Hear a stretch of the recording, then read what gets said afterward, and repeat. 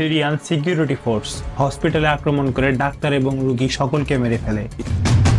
Syrian president chemical weapon ব্যবহার করে শিশুদেরকে হত্যা করে ফেলত। নিজেদের বাচ্চাদেরকে ভুলে যেতে বলে আরো বাচ্চা জন্ম দিতে বলে লাশের স্তূপ ফেলে রাখত। মানুষ সিরিয়া ছেড়ে সমুদ্র পথে পালিয়ে যাওয়ার চেষ্টা করত। স্বৈরাচার বাশার আল আসাদ এই ডিক্টেটরের সম্পর্কে জানতে হলে আমাদেরকে যেতে হবে পিছনের দিকে। সিরিয়ার পপুলেশনের 74% সুন্নি মুসলিম আর 16% শিয়া মুসলিম। সুন্নি মুসলিম মেজরিটি হওয়া সত্ত্বেও সেখানকার প্রেসিডেন্ট ছিল শিয়া মুসলিম বাশার আল আসাদ। আর বাশার আল আসাদ দেশের সমস্ত বিশেষ বিশেষ জায়গাগুলোতে তার নিজের রিলেটিভদেরকে বসিয়ে রেখেছিল। 1970-তে সিরিয়ার প্রেসিডেন্ট ছিল বাশার আল আসাদের পিতা হাফেজ আল আসাদ। 2000 সালে তার পিতার মৃত্যুর পর ছেলে বাশার আল আসাদ সিরিয়ার প্রেসিডেন্ট হয়। বাশার আল আসাদও তার বাবার মতো করেই দেশ চালাচ্ছিল। হ্যাঁ, অবশ্যই তার বাবাও একজন ডিক্টেটর ছিল। সিরিয়ার সাধারণ মানুষের জন্য অত্যাচার সয়ে গিয়েছিল। তো 2006 সাল থেকে 10 সাল পর্যন্ত সিরিয়াতে খুব কম বৃষ্টি হয়, যার জন্য ফসলের অভাব দেখা দেয়। স্বৈরাচারী শাসনের জন্য তারা এমনিতেই হতাশ ছিল, তার মধ্যে প্রাকৃতিক এই সমস্যার কারণে তারা আরো অভাবগ্রস্ত হয়ে পড়ে। অর্থনৈতিকভাবে সিরিয়া একেবারে ধ্বংস হয়ে যায়। এর সাথে সাথে সিরিয়ার আশেপাশে আরো অনেক ডিক্টেটরশিপ দেশ ছিল, তুনিসিয়া, লিবিয়া, ইজিপ্ট, ইয়ামান, জর্ডান।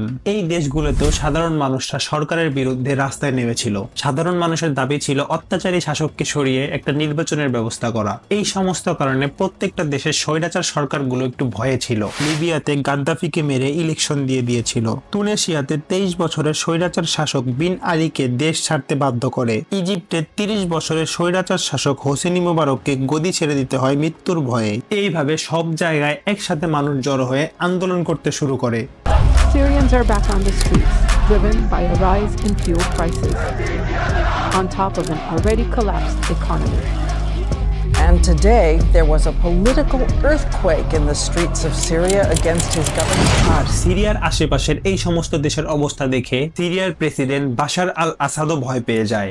সিরিয়াতে অত্যাচারী শাসকের জন্য মানুষ এমনিতেই পরাধীন ছিল, আর অন্যদিকে অর্থনৈতিক অভাবের কারণে মানুষ না খেয়ে মরতেছিল। কিন্তু তেমন ভাবে প্রোটেস্ট করার জন্য সাহস ছিল না সিরিয়াবাসীর। ঠিক 2011 সালের 26শে ফেব্রুয়ারি ক্লাস 7 এর মুয়াবিয়া নামের একটা ছেলে প্রথম এই স্বৈরাচারের বিরুদ্ধে দাঁড়িয়েছিল। সে তার স্কুলের দেওয়ালে আরবিতে লিখেছিল, এখন আপনার পালা ডক্টর। বাশার আল আসাদ লন্ডনে দ্য ওয়েস্টার্ন আই হসপিটাল থেকে পড়ালেখা করে এসেছিল, এর জন্য সিরিয়ানরা তাকে ডক্টর বলতো।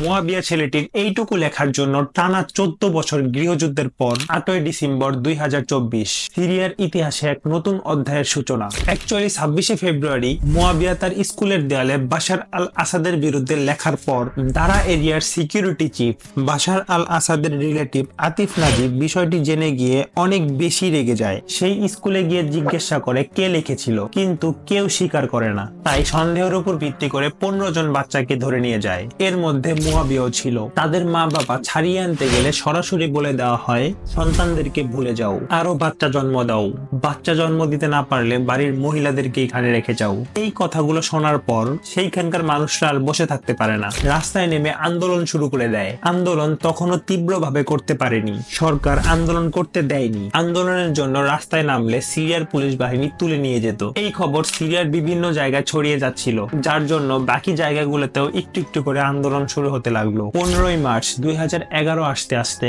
সিরিয়ার বিভিন্ন জায়গায় সাধারণ মানুষ সরকারের বিরুদ্ধে কথা বলতে শুরু করলো। তারপর এক প্রকার বাধ্য হয়ে সিরিয়ার প্রেসিডেন্ট বাশার আল আসাদ সেই বাচ্চাগুলোকে ছেড়ে দেওয়ার নির্দেশ দেয়। কিন্তু হিতে বিপরীত হয়ে যায়। বাচ্চাগুলোকে ছেড়ে দেওয়ার পর বাচ্চাগুলোকে সাধারণ মানুষ দেখে আরো বেশি ক্ষিপ্ত হয়ে যায়। বাচ্চাগুলোর বন্দি সময়ের ঘটনা শুনে সাধারণ মানুষ অনেক বেশি ক্ষিপ্ত হয়ে যায়। জেলখানার ভেতরে বাচ্চাগুলোর সাথে অমানবিক নির্যাতন করা হয়। উলঙ্গ করে উল্টো ঝুলিয়ে মারধর করে হাত পা ভেঙে দিয়েছে, হাত পায়ের নখ উপড়ে ফেলেছে, যার জন্য প্রোটেস্টররা আবার রাস্তায় নেমে আন্দোলন শুরু করে।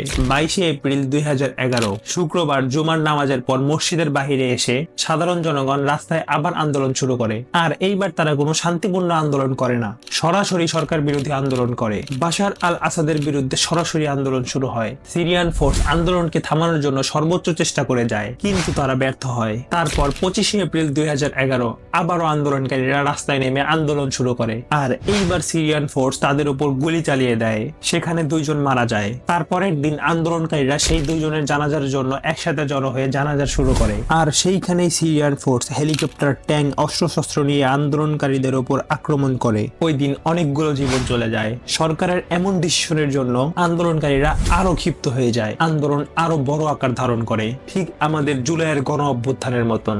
বাশার আল আসাদের পদত্যাগের দাবি ওঠে, আর এইভাবেই প্রতিদিন সিরিয়ান ফোর্সদের সাথে সাধারণ জনগণের যুদ্ধ লেগেই থাকতো। আন্দোলনকারীদের কেউ আহত হলে হসপিটালেও যেতে দিত না। প্রতিটা হসপিটালে সিরিয়ান ফোর্সরা পাহারায় থাকতো। চিকিৎসার জন্য কেউ আসলে সেখান থেকে তাকে তুলে নিয়ে গিয়ে কারাবন্দী করে রাখা হতো। এই সমস্ত কারণে সিরিয়ানবাসীরা সেইখানে হসপিটালে যাওয়াই বন্ধ করে দিল। আল আমারা মসজিদে কিছু ডাক্তার মিলে আন্দোলনকারীদের চিকিৎসা দিত। এই বিষয়টা সিরিয়ান ফোর্স জানার পর সেই মসজিদের উপর আক্রমণ চালায়। সেইখানকার সমস্ত ডাক্তার এবং রোগীকে মেরে ফেলা হয়। আর তখন থেকেই পুরো সিরিয়ার সুন্নিবাসীরা বাশার আল আসাদের পরিপূর্ণ বিরুদ্ধে গিয়ে দাঁড়ায়। সিরিয়ানবাসীদের চিন্তা একটাই ছিল, আমরা তো এমনিতেও বাঁচবো না, বাশার আল আসাদকে ক্ষমতা থেকে সরিয়েই ছাড়বো, আর না হয় মরবো।